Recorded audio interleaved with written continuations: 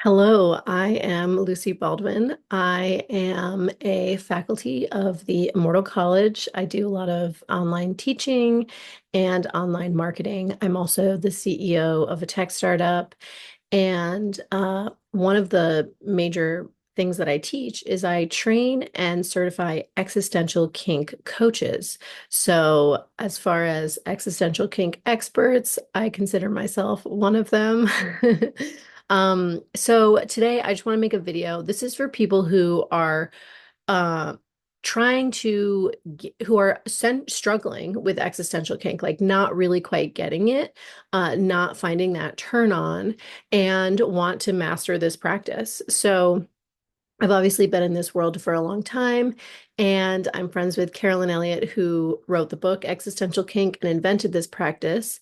And I've just seen a lot of, I've answered a lot of, just so many questions over the years and seen a lot of similar patterns in where people are going wrong with this practice. So that's what I want to talk about today. The Something I just want to quickly address before I get started is that I find that a lot of people who come into the Immortal College, who come into our courses, having read the book and tried EK on their own, often think that EK is a practice that involves self-touch. And that is actually not what the original, most like pure form of the practice is. It doesn't actually involve self-touch. You can use self-touch, and that's something that I have when I train EK coaches, I have them try that just to see how it's different. But it's actually not how the practice was intended to be done. And part of that is because it's really about finding the turn on. And the turn on, also, I want to just clarify, could mean laughter. It could mean vibrations. It could mean arousal, but it can feel all kinds of ways. It can be a heart-opening sensation. It doesn't have to be a sexually oriented turn on. Um, so this is so when we involve self-touch with the practice, we're creating this sensation, and we're maybe creating an association, but we're not finding the part of us. Like, we're not actually necessarily accessing the part of us that is already titillated by this thing. And so that's really what existential kink seeks to do. And the first thing I want to say is the vast majority of people do not get a big EK breakthrough the first time they try this practice. So if you have been trying this practice and you have not felt like you got the turn on, like you didn't feel the bubbly delight or any kind of positive, pleasurable sensation, you are not doing it wrong. It took me months to get my first EK breakthrough. And there's a reason why people continue with this practice, even when they fail, even when they don't get the turn on.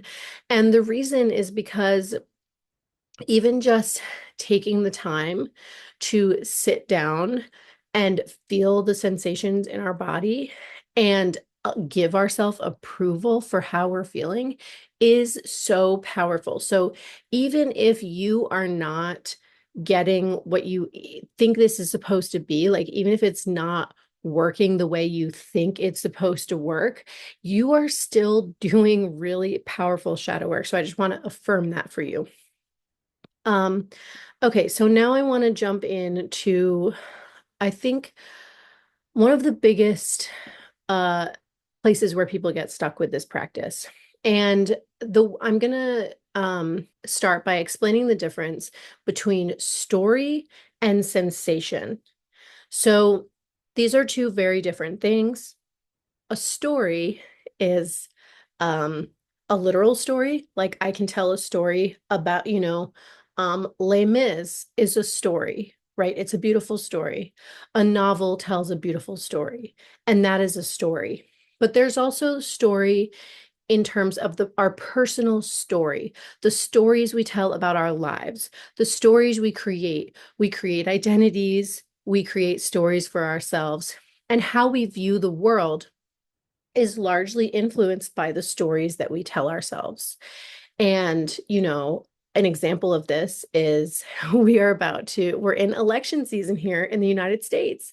And there are two sides telling two completely different stories of the same reality, right? It's like there's one I mean, this is actually a big philosophical question that we don't really need to get into here, but each side is telling a completely different story. And depending on which side, or if you're not on a side, you're going to have a very different perception of reality and even of truth. And so, when I tell you like what I did today, I woke up, I ate breakfast, I called my husband. If I tell you that, I'm telling you a story. So that's my story of my day. And a different person would tell potentially a very different story about the same exact events. Now, this is important because in existential kink, we're working with a pre-established don't like situation, right? And that situation is the story. And I also just want to clarify, there's nothing wrong with having stories. Stories are like, in some sense, what life is all about. Like, we're telling the story of our life. Us living our life is creating the story of our life. And so there's nothing wrong with stories. And there's actually a lot of power and influence we can have in modifying our stories or telling our stories in different ways. But I don't want to digress here too much. So the thing that your don't like situation, the thing that you're trying to EK is your story. And separately from that is your body's reaction, or what sensations in your body, feelings, the story elicits for you. So,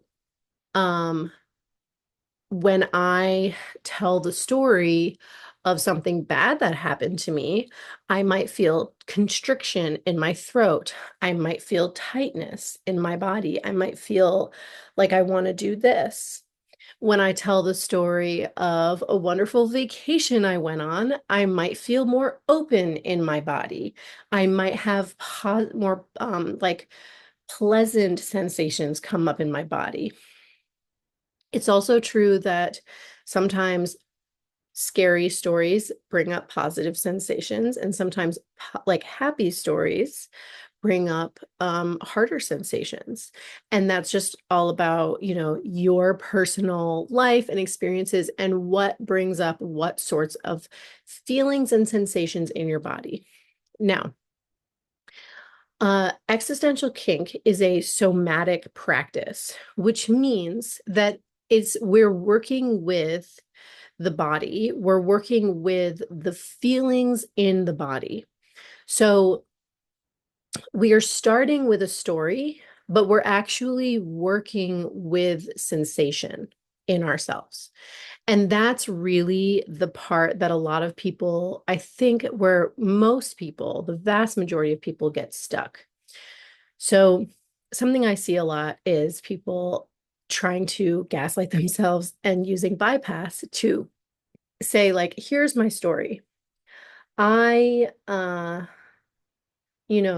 let's say I lost my job.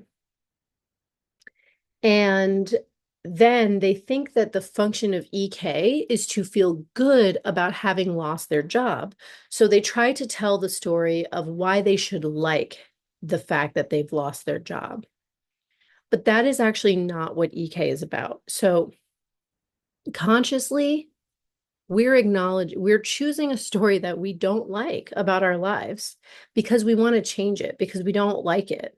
So it's going to be really hard to convince ourselves truly, without bypass and without gaslighting ourselves, that we actually want the thing that we don't want. So that is not how we're going to approach this.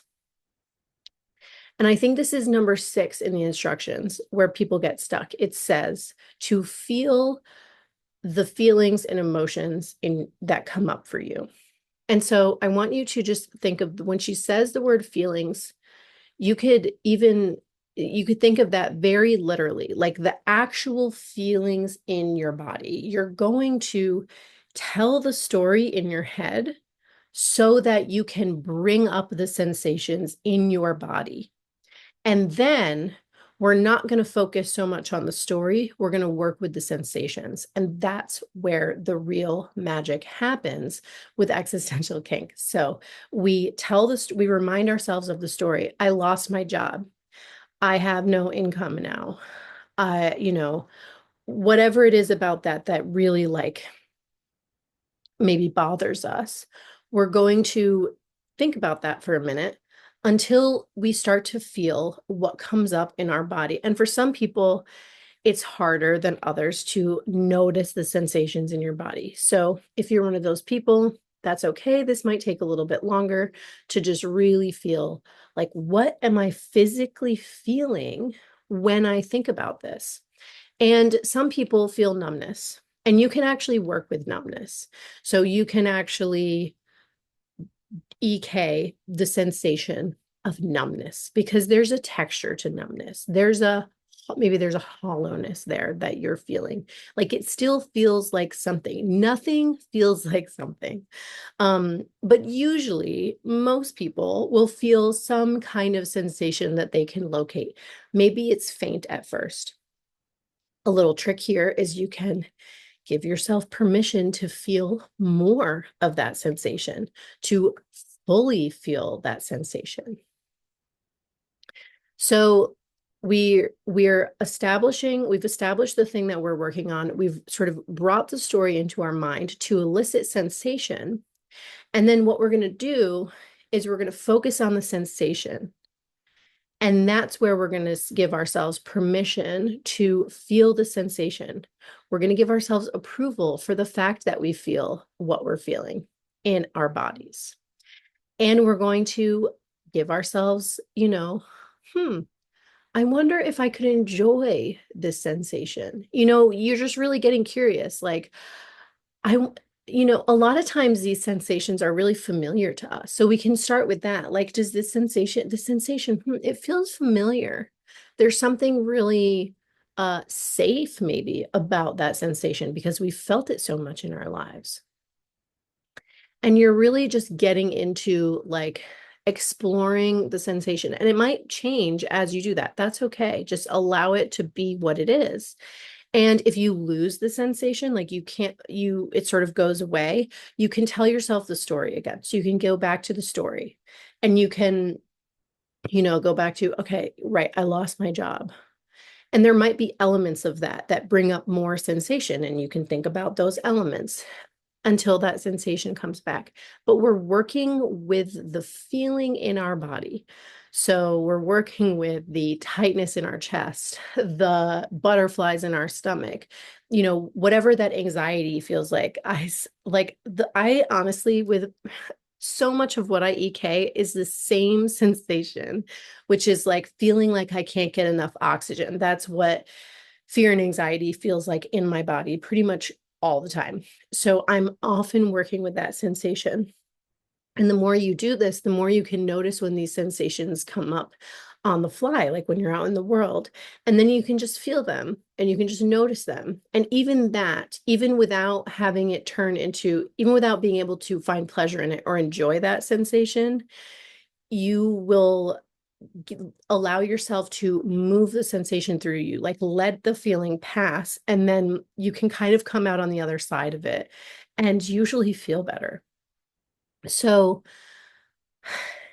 um, so I've just said a lot, and yeah, I want to just make a couple little notes here. So a lot of people ask the question around like what they should and shouldn't do EK around. And if you get into a sensation that feels like too much for you, then that might not be something that you want to actually EK.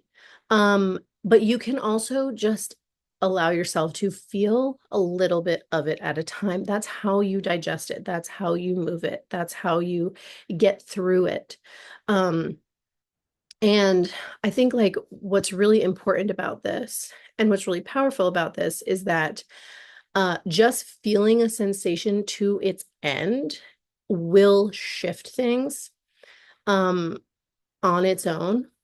And, the EK is like finding pleasure, finding like the part of you that likes that sensation. That is sort of like hyperdrive transformational work. And you might have to do it a few times to like fully digest and fully get through that thing. Um, so I just again want to share like you don't have to, in order to make progress, like in order for things to start shifting and changing, you just really have to feel what's in your body. But if you can get that EK, that is where you're really going to see really fast, lightning fast, like changes happening. So I hope that this helps. And yeah, I hope that you understand like the main thing here in EK is to find the sensation and then give yourself permission to enjoy it. And when you do that, it might change, and that's okay. And it might move, and that's also okay. Um, and for me, it often turns into laughter, and that is wonderful. Enjoy that. And just see what happens if you give yourself permission to enjoy the sensation. All right. Thank you so much for watching my video. Drop a comment if you found this helpful. Definitely like and subscribe. And yeah, I'll be making more videos on these topics about shadow integration, existential kink, etc. Thank you so much.